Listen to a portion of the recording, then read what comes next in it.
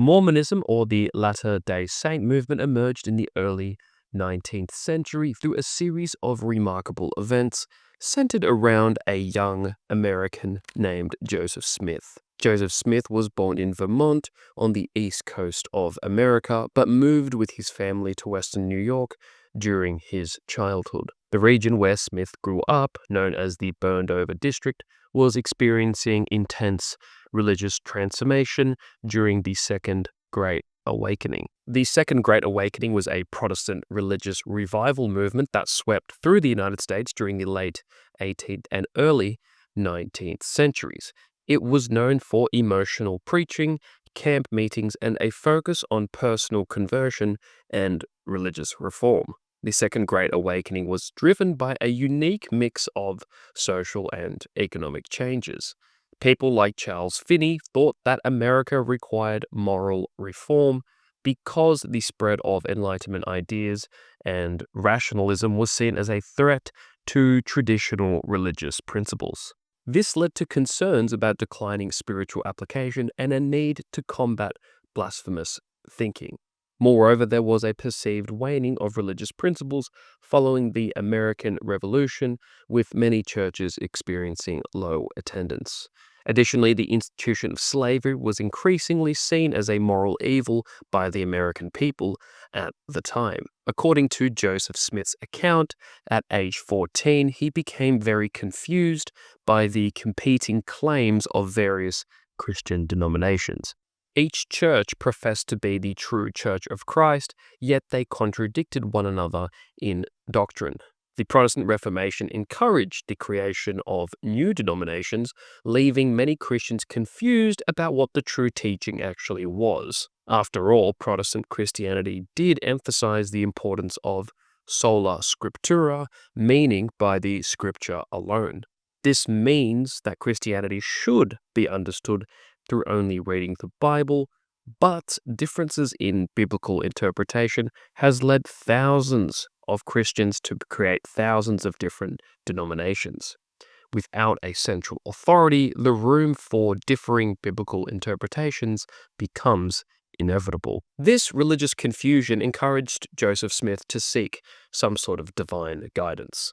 While reading the Epistle of James in the Bible, he was particularly moved by chapter 1, verse 5, which states, "If any of you lacks wisdom, you should ask God, who gives generously to all without finding fault, and it will be given to you." In response to this bit of scripture, Smith claimed that in the spring of 1820, he went into the woods near his home to pray about which church he should join.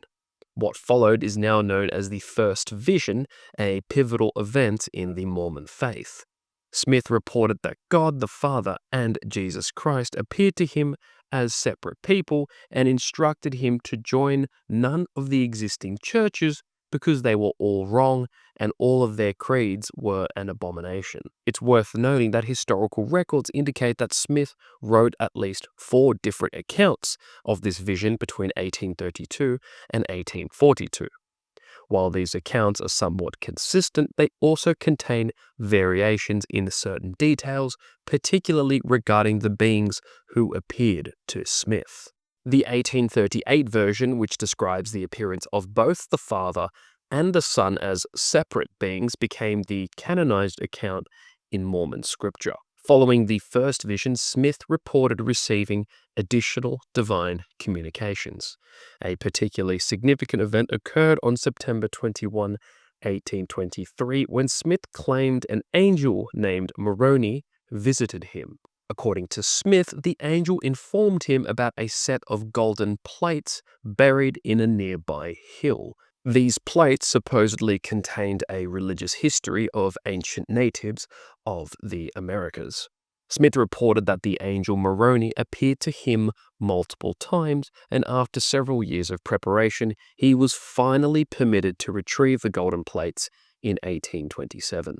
These plates were said to be inscribed with text in what Smith called, quote-unquote, Reformed Egyptian, a language that required divine assistance to translate. The translation process of the Book of Mormon represents a remarkable chapter in the founding of the religion. Smith began dictating the text in April 1828 with a man called Martin Harris serving as his primary scribe. After an interruption caused by Harris, where he lost 116 pages of this manuscript, Smith resumed the translation with another man called Oliver Cowdery, and he became Smith's primary scribe. It seems most likely that the bulk of the translation occurred between April 7 and June 30 in the year 1829, which is an extraordinarily brief period considering that the final text contained approximately 270,000 words. According to witnesses, Smith dictated the text for hours each day without using notes or making any substantive revisions. This rapid pace of translation, approximately 60 working days for the entire book, has been a point of fascination for both Mormons that follow the religion and people that also criticize Mormonism. The Book of Mormon was first published in English in 1830, and it purports to be a religious and historical record of civilizations in ancient America, particularly focusing on a group of Israelites who supposedly migrated to the Americas in around 600 BCE. The narrative includes accounts of Jesus Christ visiting the American continent after his resurrection and establishing his church among the inhabitants there.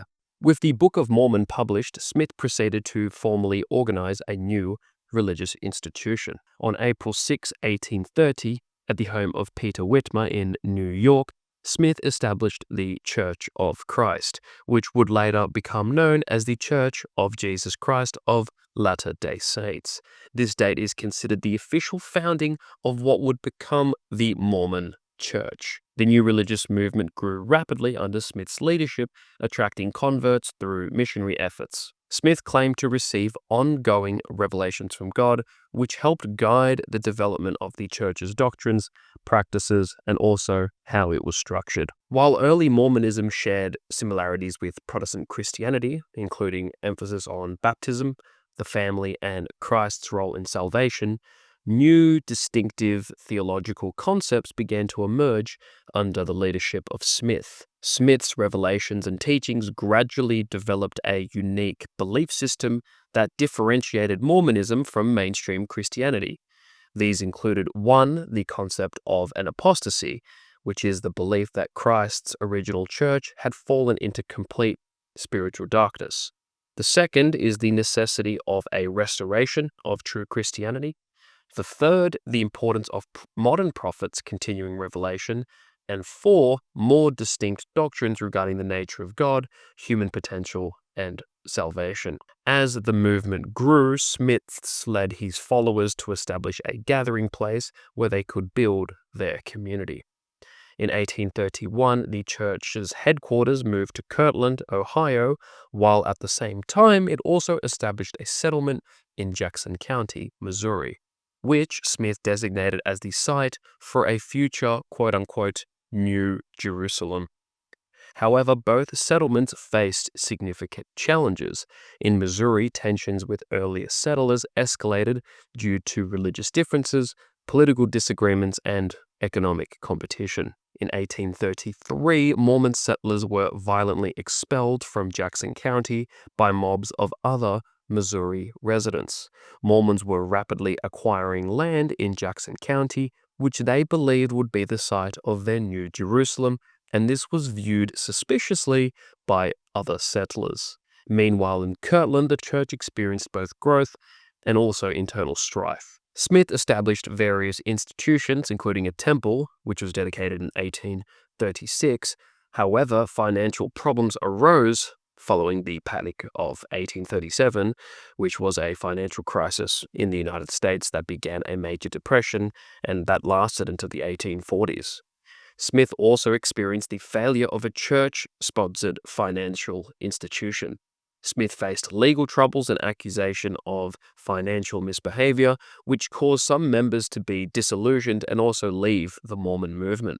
Supposedly, Smith had unresolved debts of $100,000 at the time. With the situation in Kirtland deteriorating, Smith and many loyal followers relocated to far west Missouri in 1838. However, tensions with non-Mormon Missourians intensified, resulting in what became known as the 1838 Mormon War, a series of violent confrontations between Mormons and other Missouri settlers. The conflict peaked when Missouri Governor Lil Burn W. Boggs issued Missouri Executive Order 44 on October 27, 1838, which ordered Mormons to leave the state or they would face extermination.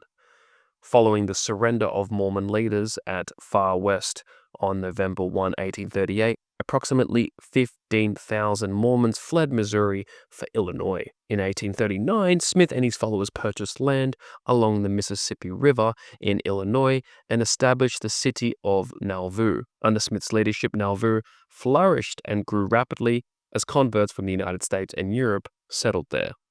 At its peak, Nauvoo rivaled Chicago in population, with about 12,000 residents, most of whom were members of Smith's new church. During this period, Smith introduced several significant theological changes and practices. Among these was the practice of polygamy, as in marrying multiple people, while Smith initially taught privately these teachings to his closest associates.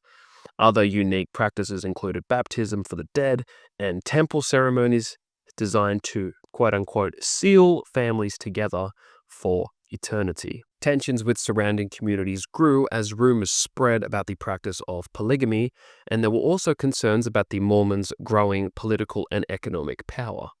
There was internal disagreement that emerged when some church members objected to Smith's new teachings. In June 1844, a newspaper called the Nauvoo Expositor, published by disaffected Mormons, criticized Smith and exposed this practice of plural marriage. Smith, who was serving as Nauvoo's mayor, ordered the press to be destroyed, which led to charges of riot against him. While imprisoned at Carthage, Illinois, Smith was killed by a mob on June 27, 1844. Smith's death created a leadership vacuum and triggered a succession crisis within the movement. Several individuals claimed the right to lead, including Sidney Rigdon, James Strang, and Brigham Young. The majority of members ultimately accepted Young's leadership in the end. In the face of continued hostility, Brigham Young led the main body of Mormons out of Nauvoo, beginning in February 1846.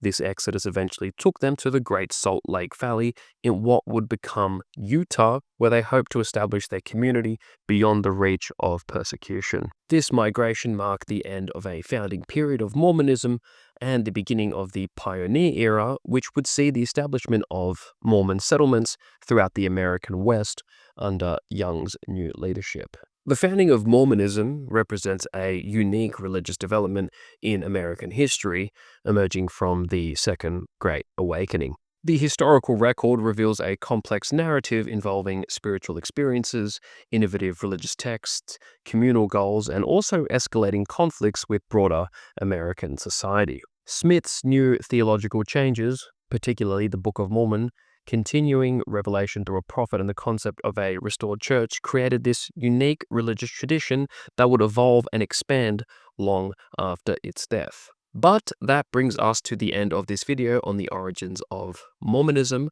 I hope you enjoyed it and found it interesting. If you did, consider subscribing and liking the video for more content like this.